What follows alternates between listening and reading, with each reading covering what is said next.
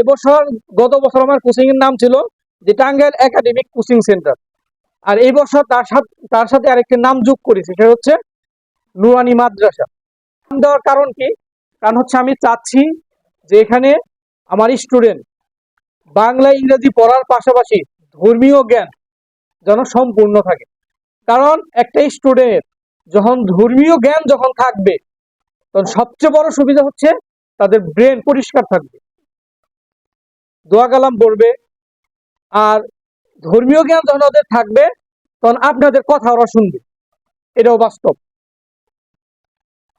কারণ আমি আপনাদের এর আগে একটা কথা বলেছিলাম, একটা গল্প দিয়ে বুঝিয়ে দিয়েছিলাম যে মার দোয়া কতটুকু আর মার বর দোয়া কতটুকু কাজে লাগে, এই জিনিসটা আমাদের জানা দরকার। একজন আবেদ ছিল, ভালো করে খেয়াল করেন আমার কথাগুলো, একটু মনোযোগ দেন। কথাগুলো হয়তো এর আগেও শুনেছেন, এখনো শুনবেন, তারপরে মনোযোগ দেওয়া দরকার। একজন আবেদ ছিল, সে সারা দিন আল্লাহর ইবাদত করত। একদিন তার মা তার সাথে দেখা করতে গেছে, গিয়ে দেখে তার সন্তান আল্লাহর ইবাদত করতেছে, নামাজ পড়তেছে। মা মনে কষ্ট পেয়ে ওখান থেকে চলে আসে, মানে কথা বলতে পারলেন। দ্বিতীয় দিন আবার গেছে ছেলের সাথে কথা বলার পর, কিন্তু সেদিনও কি হয়েছে, এই সন্তান ইবাদতের মধ্যে মশগুল, মানে নামাজ পড়তে।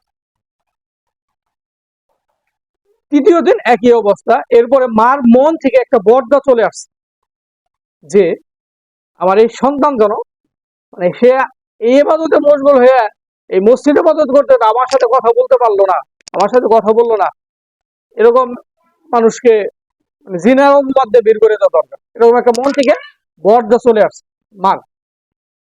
বিষয় হচ্ছে আপনি যখন আপনার সন্তানের জন্য দোয়া করবেন, আপনি কতটুকু নামাজি এটা গুরুত্বপূর্ণ না, ভালো করে খেয়াল করেন। আপনি যখন আপনার সন্তানের জন্য দোয়া করবেন, আপনি কতটুকু নামাজি, কতটুকু পর্দাশীল, এটা বিষয় না। বিষয় হচ্ছে আপনি মা কিনা, এটা হচ্ছে বিষয়। আপনি এই সন্তানকে জন্ম দিয়েছেন কিনা, এটা হচ্ছে বিষয়।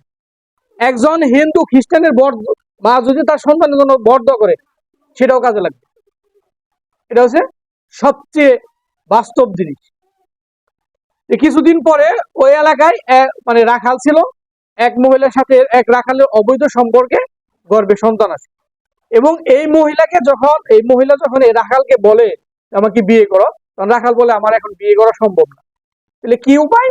তুমি ওই যে আবেদের নাম বলো, তার সাথে তোমার অবৈধ সম্পর্ক। তার সাথে নাম বলার কারণে তাকে পিটিয়ে মসজিদ থেকে বের করে দেওয়া হয়েছে। কিন্তু এই আবেদ আবার আল্লাহর ইবাদত করার না। কিন্তু একটা জিনিস বাস্তব, যে সন্তান বা যে আল্লাহর ইবাদতে থাকবে, আল্লাহকে খুশি রাখবে, মার বরদোয়া কাজে লাগলেও তাকে আল্লাহ উঠিয়ে আনবে।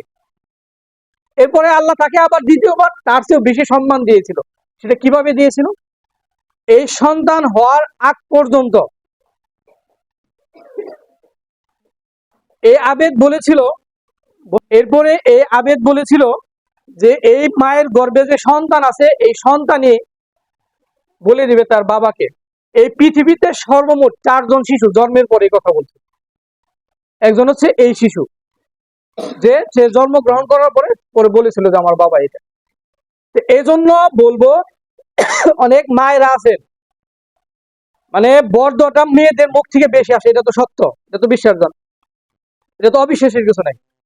মানে অনেক সময় কি হয়, মানে সন্তান একটা বেদবি করলে একটা বর্দা দিয়ে ফেলে। সাবধানে, কোন সময়ে জ্ঞানে অজ্ঞানে, জেনে না জেনে, ভুলেও সন্তানের জন্য বর্দা করবেন না, এটা হচ্ছে প্রথম শর্ত। আপনার সন্তানের যদি পিছনে যদি আপনাদের বরদোয়া থাকে, আমার মতো সাবান 100 টিচার হইলেও আপনার সন্তানকে ভালো করা সম্ভব না। একটা বিষয় মনে রাখবেন। আরেকটা বিষয় হচ্ছে, আপনারা মা, আপনাদের দোয়া যদি আপনাদের সন্তানের সৎ দোয়া যদি থাকে, তাহলে পৃথিবীর সমস্ত খারাপ হইলেও আল্লাহ তাকে হেফাজত করবে। এই জিনিসটা মনে রাখবেন। এজন্য প্রথম শর্ত হচ্ছে, আপনাদের সন্তানের জন্য দিনে রাতে যখন ভালো লাগে তখন নামাজ পড়ার তো অবশ্যই চেষ্টা করবেন, নামাজের পরে সন্তানের জন্য দোয়া করবেন মুখে মুখে, মনে মনে যখন ইচ্ছা যান না, সমস্যা নেই। আল্লাহ আমার সন্তানকে তুমি হেফাজত করো, আমার সন্তানকে নেক হায়াত দান করো, আমার সন্তানকে ভালো জ্ঞান বৃদ্ধি করে দেন, আমার সন্তানের ভিতরে ভালো জ্ঞান গুলো দেন, আমার সন্তানকে আপনি হেফাজত করুন। এরকম ভাবে দোয়া করবেন। যখন স্কুলে পাঠিয়ে দিবেন, দোয়া করে পাঠিয়ে দিবেন, বিসমিল্লাহ তাওয়াক্কালতু আলাল্লাহ। আমি দোয়াগুলা শীট যে দিয়েছি, এই শীট গুলা মানে গত তারিখে যে দিয়েছি, এই শীট আমি ইনশাল্লাহ আগামীকাল দেবো, আমি কম্পিউটারে করতে দিছি, আছে নাই? এই শীট গুলা বাচ্চাদের পাশাপাশি আপনারাও মুখস্থ করবেন, দোয়ার শীট গুলা। এতে কি হবে, আপনারা সন্তানদের প্র্যাকটিক্যালি শিখাবেন। ধর্ম তো এমন কিছু না যে ওই 100 মার্কের পরীক্ষা মুখস্থ করে পরীক্ষা দিল হয়ে গেল, তা তো না। ধর্মের বিষয়টা হচ্ছে আচরণ বিধি, অর্থাৎ একজন শিশু ছোট থেকে বড় হয়ে সে কোন পথে যাবে, সে কি করবে,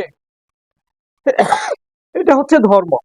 আর সন্তানের মধ্যে যখন ধর্মের জ্ঞান যখন থাকবে, আমি আগেই বলেছি যে সন্তানও ভালো থাকবে, আপনিও ভালো থাকবেন, সন্তানের সুনাম হবে, আপনাদেরও সুনাম হবে। আর কিয়ামত তো আছেই, মানে কিয়ামতের হিসাব পরে বলি, দুনিয়ার হিসাব। আর সৎ দোয়ার কারণে কি হয়েছিল, ইমাম বুখারী রহমতুল্লাহ আলাই এর 2 চোখ অন্ধ ছিল, মার দোয়ায় ভালো করে দিয়েছিল। ইমাম আবু হানিফা, আজকে যার নাম আমরা সবসময় বলে থাকি, তিনি মার দোয়ায়। একটা বিষয়গুলো সর্বপ্রথম আজকে আমরা শিখলাম যে সন্তানের জন্য সবসময় সৎ দোয়া, ভালো দোয়া করতে হবে। দ্বিতীয় হচ্ছে জ্ঞান অর্জন করা একদম সহজ, আমার শীত দিলে মুখস্থ করতে হবে এমন না। প্রত্যেকের বাড়িতেই আপনার স্মার্টফোন আছে, আপনার ইউটিউবে সার্চ দিবেন, ভালো ভালো দোয়াগুলো আছে, ভালো ভালো ওসিয়ত আছে। আপনার সন্তানকে গান না শিখে কোরআন তেলাওয়াত শিখান, এটা শিখান, ওটা শিখান, মানে ধর্মীয় বিষয়গুলা পড়ান, শিখান। জ্ঞান বৃদ্ধির জন্য ভিডিও অনেক কিছু আছে, এগুলা দেখান।